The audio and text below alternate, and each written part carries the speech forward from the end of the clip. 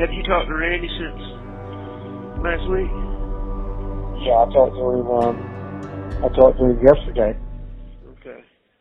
Yeah, you know about the law firm, don't you? No. Yeah, the law firm has dissolved, and they're reforming under a new name. I didn't know nothing about that. What is that? Yes, because of all the negative publicity and all the stuff they're going through. I hate having to go through all that.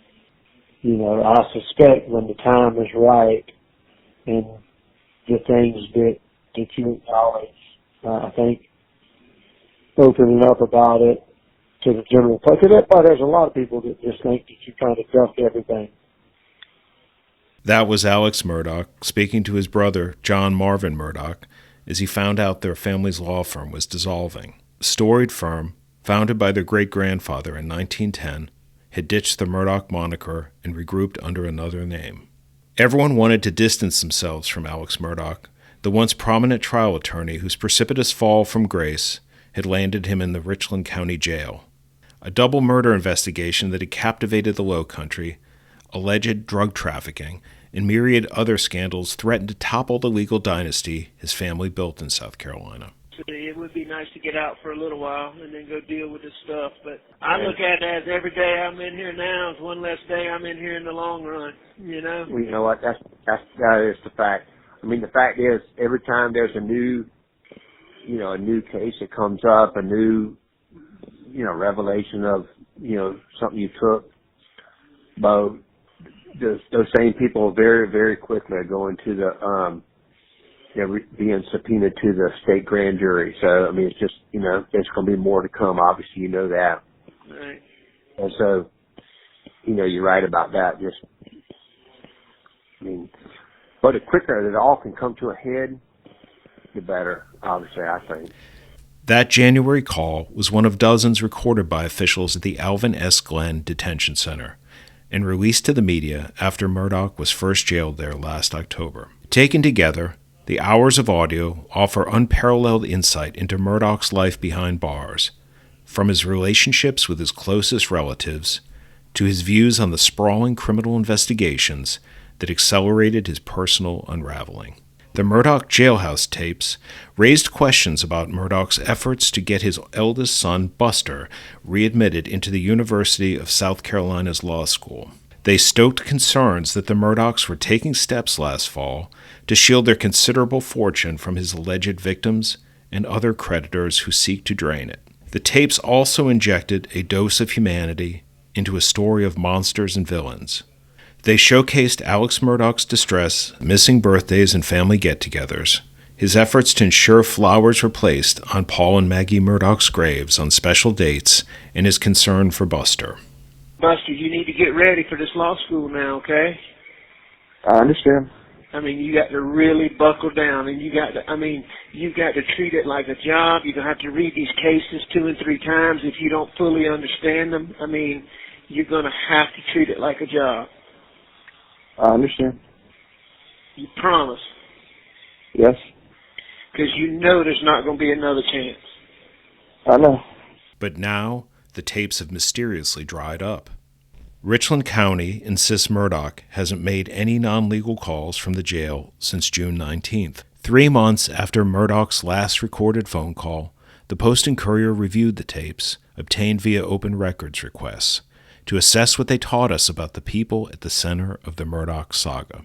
The national media descended on South Carolina's rural southern corner last summer as news broke of the gruesome double murder of Alex Murdaugh's wife, Maggie, and son, Paul, outside the family's Colleton County hunting lodge. Liz Farrell, an editor for Fitz News at the time, sought the tapes.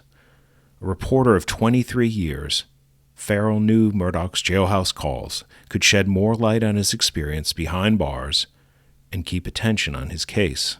Farrell filed a Freedom of Information Act request. Richland County officials turned over a batch of records. Farrell and Mandy Matney, who co-founded the Murdaugh Murders podcast together, spent hours studying the audio. On February 23rd, they published their first of several episodes with excerpts from Murdaugh's calls and their own analysis. Their reporting sparked a frenzy. Reporters from a host of other outlets filed their own requests seeking the same records. But soon, Murdaugh's defense team would move to shut it all down. The tape showed Murdaugh's early optimism about a quick release from the county jail. In conversations with relatives, he spoke with fascination about his lawyer's motions and appeals. He had plans for when he got out. That quickly changed. The lawsuits and the criminal charges rained down. They alleged Murdaugh, then the only known person of interest in the murders of his wife and son, had spent the past decade stealing nearly $8.8 million in legal settlements and fees from his legal clients, law partners, and others who trusted him.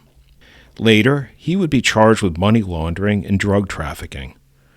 Murdaugh's appeals for release would fall on deaf ears as he became one of the most notorious criminal defendants in South Carolina history. As his outlook grew more pessimistic, the fourth-generation scion of a powerful family of lawyers adapted to life in the Richland County Jail. In calls, Murdaugh pestered relatives to put money in his canteen account, and even into other inmates' accounts, so he could bypass the facility's $60 per inmate limit and stock up on beef sticks, crackers, ibuprofen, and other jail spoils. Hey. Hey. Sorry to bug you again real quick. Hey, where's Leary? She's back at the house, which I just left. Okay. How about call her and tell her I'm trying to get her? Okay, what do you need from her? I need her to put some money on a canteen. All right. Actually, you know what? I'll call her again. I called her twice. No. What?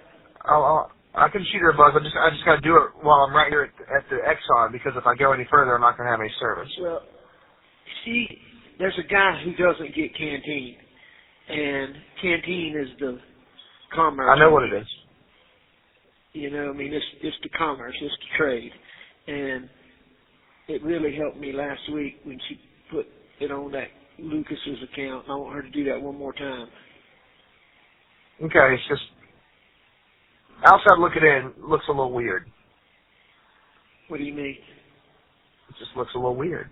He told family members he had begun exercising for the first time in 25 years. He played chess and checkers to pass the time. He complained about the jail's understaffing, which caused lockdowns and other inconveniences, and its bland food. No, we went to Lee's Inlet Kitchen, and they all got fried seafood platter, and I got shrimp and grits. Oh, good deal. I could go for some of that, I promise you that, after this shit I've been eating. I bet. Hey, let me tell you this. You remember I told you a long time ago, I said, there's no way I'm ever going to eat this shit. You eat it now? Oh, I mean, I'll tear it. I still can't eat all of it, but there's some things that they have, I'll tear it up. I mean, I tear it up, and I'm thinking to myself, I know this is not as good as I think it is right now. You know, hunger is a great equalizer for chefs.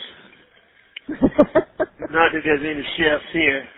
Murdaugh would ask his oldest son, Buster, how the Gamecocks, Cowboys, and Braves were playing. He learned about family trips and gatherings secondhand and relished any contact from the outside world. Hey, I hit 9 out of 11 games on Sunday on the pro games. Well, I missed the Eagles and I missed the Steelers. The Eagles were 3.5-point favorites over the Giants, and they lost. And the Steelers were 4.5-point underdogs to the Bengals, and they lost by 20. But I hit 9 out of 11. That's pretty damn hard. I won like 6 soups, 4 beef sticks, a bunch of crackers, cookies, a bunch of canteen shit. Well, that's good. There was like 13 of us playing. Everybody put in something, Right. I won 13 things. So anyway, how you doing? The bulk of Murdaugh's calls went to Buster. Their conversations often went from small talk to substantive matters, such as Buster's return to USC's law school. Buster had been kicked out of law school for plagiarism, according to the Wall Street Journal. Murdaugh's calls revealed for the first time the family had paid a well-connected Columbia lawyer, Butch Bowers, around $60,000 to help secure Buster's readmittance. All right, get a good night's sleep. Did you get back from the D? No, I was checking my email all day today. I emailed him beginning of this week, and I haven't heard back. I emailed him and Hold on. You did what? I emailed him and I CC'd the associate dean, and I haven't heard back yet. Okay, if you don't hear today, this is Monday. You did it Monday, Tuesday, Wednesday. Tomorrow, you might just shoot a follow-up. Tomorrow. And if I don't hear from him, I might get in touch with Butch to see if you can call him and say that I've been trying to get in touch with him. All right. Is Butch paid all the money that he was owed? Yes. Okay. Up front, and it was up front, and it was $30,000 up front and 30. I know with a contingency on if it was successful. I'm just making sure I don't want to call him if he got have the shit he has. It was supposed to have. Nah, he knows he's totally paid. I mean, would he be willing to do something like that, you think? Absolutely. But I would do it yourself first. I'd just say, hey, just following up. Yet, as the spring 2022 semester approached, Buster spotted the school was in doubt. Murdaugh repeatedly pushed his son to contact the school's new dean, William Hubbard, to get the matter squared away ahead of the first day of class in early January. But these plans fell through, and Buster would not attend. At times, Murdaugh seemed aware his calls were being monitored. He asked relatives for favors in vague terms. In a December call, John Marvin told his brother he didn't like discussing certain things over the phone. In talks with his brothers, Murdaugh expressed remorse that the saga had besmirched his former law firm, colleagues, and friends. Murdaugh's younger brother urged him to come forward and to admit to wrongdoing when state investigators uncover it. Farrell and Matney heard it all, studying the tapes multiple times over as they prepared their reports and podcasts. But Murdaugh's defense attorneys had heard enough. They filed a federal lawsuit seeking to stop the county from releasing any more of their clients' calls. They argued releasing the tapes was an unprecedented breach of Murdaugh's privacy and a violation of the federal government's wiretapping law. A federal judge later shot down the lawsuit, and the tapes began to flow again. Farrell and Matney say the tapes show how manipulative Murdaugh can be. The records featuring Murdaugh pestering his relatives for favors, including filling his canteen account and running errands for him outside the jail. But they were surprised at how the tapes humanized the family, especially Buster. In several of the calls, Murdaugh and his brothers discussed their concerns for Buster and surprised at how the rest of the family had been dragged into a national story. So was it a good trip or, just sort of okay? No, it was a good trip. It was. It's different going to Vegas with young children. But everything was still fun, and then going to Sedona was a good time. Did you get to gamble any? Yeah, so I did go gambling, and then the next day there was an article created about how I'm misusing funds. By gambling? Yeah, someone took a picture of me and John Marvin in the casino. You're kidding me. What a fucking... Are you kidding me? No. How'd they recognize you? Man, I guess, I'm a national figure, I think. I guess you're going to have to wear a hat and shit when you go places. In other calls, Murdaugh spoke about his late son Paul's ADHD and lamented waiting so long to get him treatment. He asked several relatives to make sure flowers are placed on Maggie and Paul's graves for Paul's birthday in April and Mother's Day in May. And Murdaugh checked in with his sister about their mother, who suffers from memory issues and wonders why her son doesn't come to visit anymore. I am Glenn Smith from the Post and Courier. That's all for now. As always, stay tuned with the Post and Courier for the latest updates in this case. You can follow along at postandcourier.com/Murdaugh-updates. Follow us on Twitter at Post and Courier, and we encourage you to send questions, feedback, and tips to our Murdaugh email address. That's murdaugh@postandcourier.com. We'll see you next time.